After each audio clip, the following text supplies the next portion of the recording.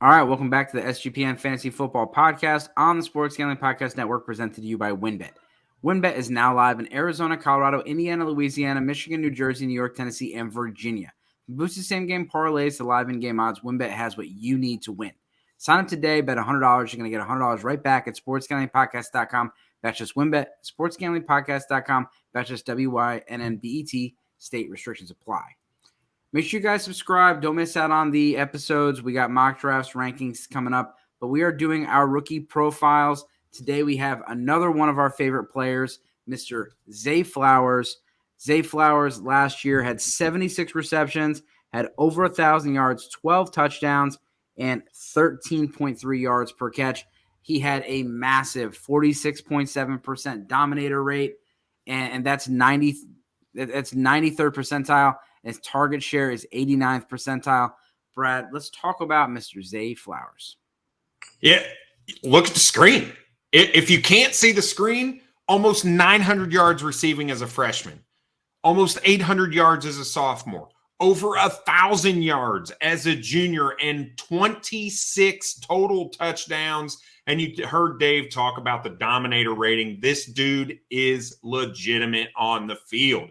So let's get into his pros. The dude's got the speed to break any play wide open.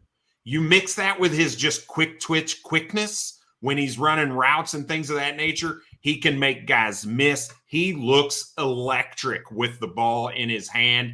And I'm going to put concentration as the third pro. And that's for, I don't want to say he's got great hands because he does have some drops on film and it's not great.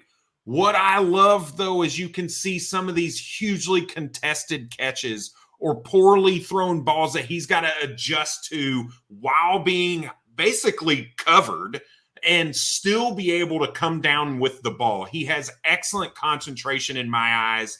Now, every player is going to drop balls at some point in time, right? You've got all kinds of guys that do that, and it's not really that sticky of a stat, so I'm not really too worried about that. This is a guy, this isn't pros, but just some statistical stuff. This guy was 6th in yards after the catch among your receivers with greater than 80 targets, right? So that means he's catching the ball and able to make the first guy miss and get yards after the catch. And then something that, Dave, you talk about that you said is going to start to change the college game. It's going to start to change when college players decide to come to the NFL. And those are those NIL deals. And if you go back to prior to this past season, 2022 season, he turned down not one, but 2 NIL deals to stay at Boston College where he got none. Right? So that tells me this dude, one, he wanted to finish his degree and he was dedicated to the team that he committed to. I really like that from a character standpoint. He wasn't in it for the money. He was in it to play the game with people that he wanted to be around. He talked to the coach. He talked to his family, his 13 or 14 siblings or whatever ridiculous number it is, right? That really speaks volumes about a player that I really kind of like that stuff underneath the football player, right? Now, let's move into his cons. It's pretty clear. You look at the screen. If you're listening to us, he's 5'10", 172 per ESPN. That is small. Like, that's real small, right? So that can be a concern. Part of that concern rolls into my second con, which is press coverage.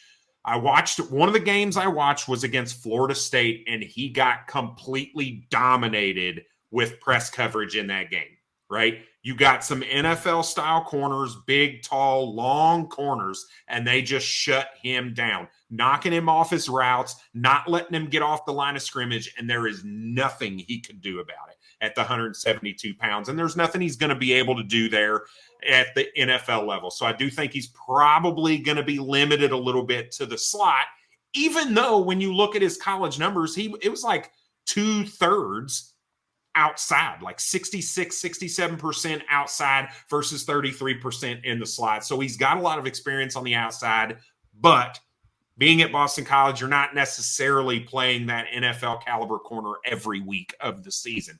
And then the last one I alluded to a little bit earlier, and that is the drops. He does have a tendency to have the dropsies a little bit, but again, I don't think it's a concentration drop. It's not I'm turning to look and see where I'm going before I've caught the ball kind of situation, right? So it's a little bit different to me between concentration and the fact that the guy has a few drops on record.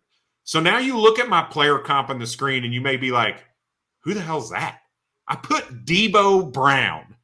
Debo Brown.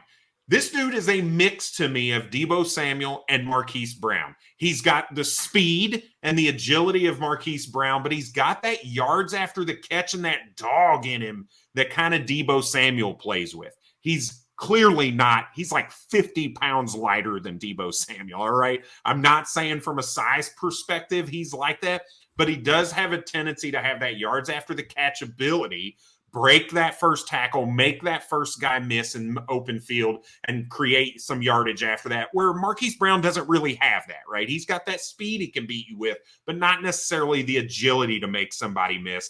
But he does have that speed of Marquise Brown and the sleight of size of Marquise Brown. So I couldn't really find a great comp for him because of his size. So I was like, I'm just going to merge two of these guys together that kind of epitomize the kind of game that he tries to play. And that's how I came up with Debo Brown. So critique me as you will, Dave. Yeah, well, I mean, I thought if Debo, I was trying to think, is this the guy from the Nation of Domination or something like that? Wasn't there Debo Brown in there? I like Elijah Moore for my comp from a play style perspective. He played outside and inside in college, even though he does project to be more of an inside slot player. I know things have not worked out on the Jets for him. We saw a lot of promises rookie year. And so I like Elijah Moore as my player comp for Zay Flowers. And I like the combination here of Debo and Marquise Brown, because you do think about Marquise Brown and some of that speed and big playability. Zay Flowers is a fun player. He's one of these guys that, he just, every time he got the ball in his hands, it's a highlight. He's really fun to watch, and looking forward to seeing where he goes on Sundays. All right. Well, hey, I appreciate you guys hanging out. Appreciate you guys checking out our episodes. Make sure you subscribe so you don't miss out on the rest of the rookie player profiles, our mock drafts and contests. And as always, good luck this season.